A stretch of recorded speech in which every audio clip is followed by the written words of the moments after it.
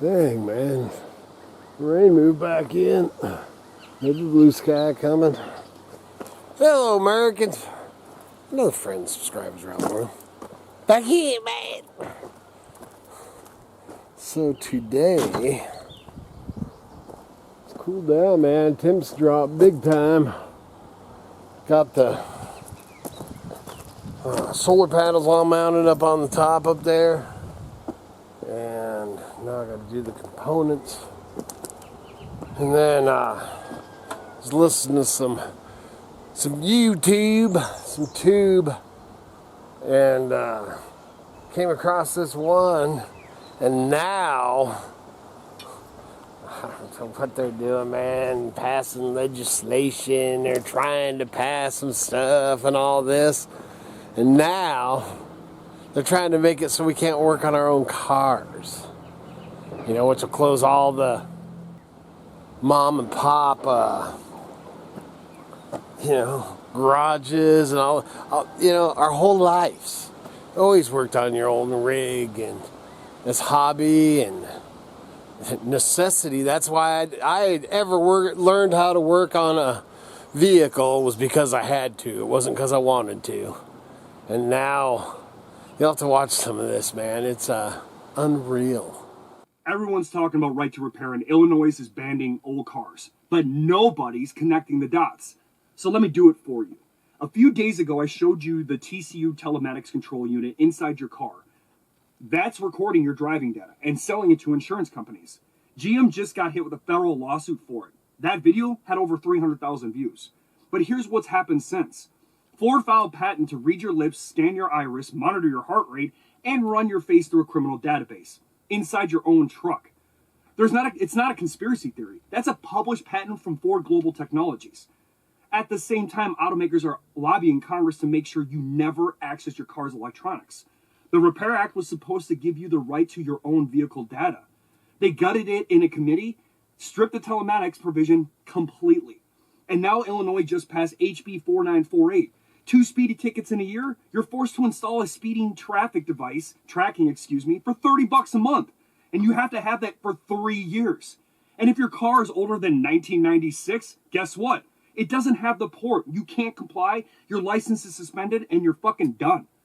The patent, the surveillance, they lock you out of your electronics so you can't disable it. They sell your data to insurance companies. They make it illegal to drive anything they can't monitor, and then they kill the classic car market in the process. It was never about safety. It was never about emissions. It's about control and revenue.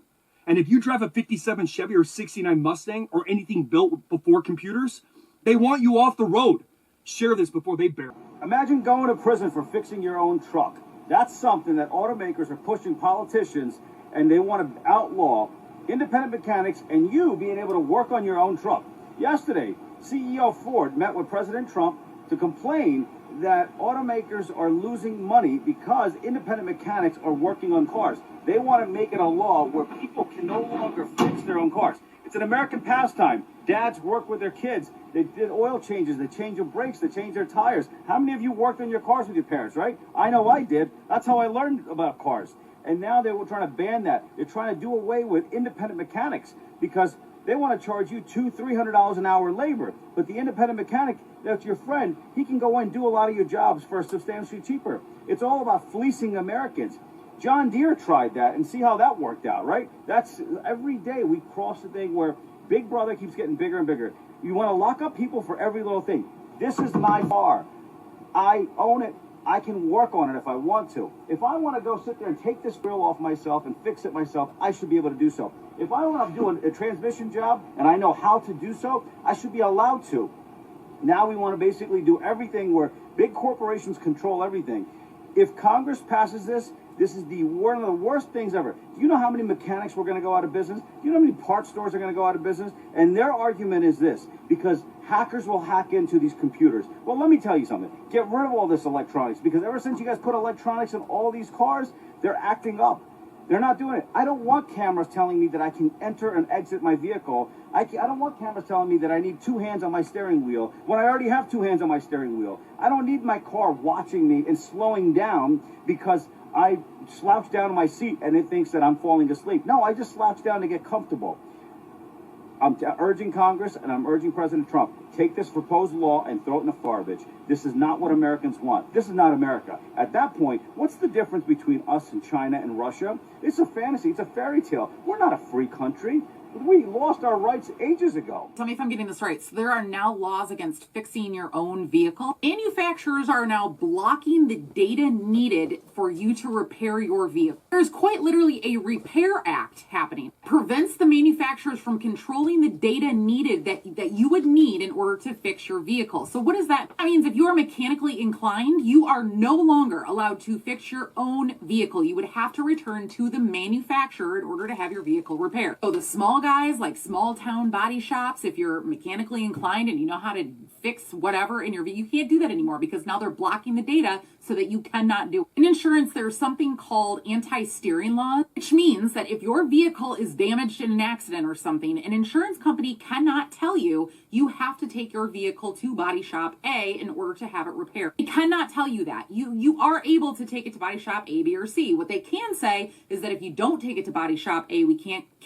guarantee the results because they have contracts in place and all of those things, but they can't say we're not going to cover your claim because you brought it to wherever you wanted. That's called an anti-steering law. Those are in place for a reason, but I need to know how this is any different. The anti-steering law is essentially who can fix my car. The Repair Act is blocking your ability to get the data from your vehicle so that you can make the repairs. In what world is this the land of the free and you're not even able to fix your own property? Stay safe. The U.S. federal government wants access to your personal purchase history. They want to know what you bought, where you bought it. They want to know your name, your phone number, your email address, and they even want to know what you did with it in the privacy of your own home because of one of these. And they want to do it without a warrant.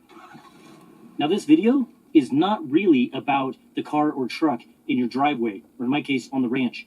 It really is about ownership and about the right to repair the things that you and I buy with our own money. The DOJ is getting around warrants by using the terms of service in the app stores that we use on our phones and our laptops. They think that because you click I agree, that you gave up your Fourth Amendment right. Now, they're currently going after Apple, Amazon, Google, and Walmart to turn over hundreds of thousands of users' full purchase records. Then they want to come talk to you and interview you on how you used those products. You'd literally be talking to law enforcement and testifying against yourself, because law enforcement, they don't interview innocent people. Now, this particular case is called United States versus EasyLink, and EasyLink makes the little devices that you connect to cars and trucks to tune them. Now, I promise you, this really isn't just about these small little devices and tuning your cars and trucks. And I have a little personal connection to this because I had the government come after me civilly for something very similar. They wanted access to my customers, and I fought and said no. But I'll tell you more about that after I explain how this affects you. EasyLink makes a device that plugs into the OBD2 port on your vehicle. That port has been standard on every car and truck sold in the United States since 1996. It's the port that your mechanic uses to pull codes. It's the same port that the entire right to repair movement is built upon. EasyLink built a cloud platform around that port. Plug in the EasyLink device, pair that to the EasyLink app, and your tuner, wherever that is, can deliver a new calibration file directly to your vehicle's ECM. No asking permission from the manufacturer who sold you the vehicle and would very much like to keep charging you every time you need to touch it. That's why people bought EasyLink, not as some coordinated act of defiance. It's simply because they own a vehicle and they wanted to control it. Here's what the DOJ told the court about why they need the names and addresses of 100,000 EasyLink customers. They want to interview them as witnesses to understand how they used EasyLink. Now think about that for a second. The government doesn't interview innocent people. When a federal agent shows up at your door asking how you personally used a product that the DOJ thinks violated the law, again, that's not a witness interview. You're a suspect. They already know how people use EasyLink. So the interviews aren't about gathering information. The DOJ sits down across from someone who bought EasyLink, and that person who thinks that they're helping starts explaining exactly what they did with it, without a lawyer in the room. At that point, you're no longer a customer who bought a product. You're a defendant building your own case for the government. They don't need 100,000 interviews to understand the product.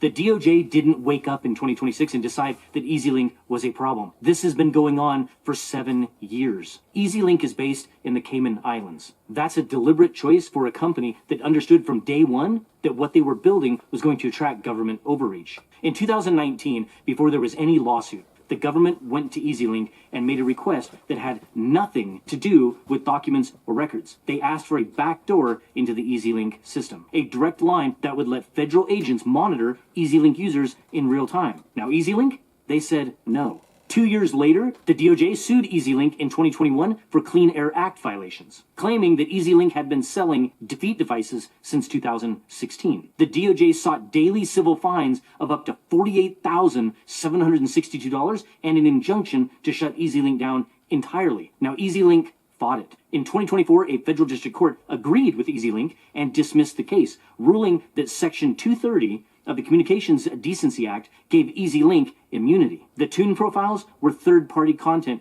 delivered through EasyLink's platform, the same legal protection that shields social media platforms from liability for what people post. Case dismissed. Then, in August 2025, the Second Circuit Court of Appeals reversed it. The appeals court ruled that EasyLink didn't just host the tunes. EasyLink collaborated with tune developers, provided technical support, and helped ensure the files worked on EasyLink's platform. The court said that that was enough to strip Section 230 immunity, and the case was sent back down. And now, with the lawsuit back in play, the DOJ's next move is to go to Apple, Google, Amazon, Walmart, and more and demand that personal information of every single person who downloaded the EasyLink app. The DOJ tried to get inside EasyLink's first system. EasyLink said no. So the DOJ naturally went around them straight to the app stores and the retailers to get what they wanted anyway. They want access to you. There you go. So what do you think of that? You know, if it's not plagues and bugs and diseases and anything like that, I mean, they're throwing it all at us, man. You know, trying to take anything and everything away from us that they possibly can and have that control. Dude, I'm so tired of it. Good Lord willing. And them creeks don't rise. We'll be back again tomorrow. See ya.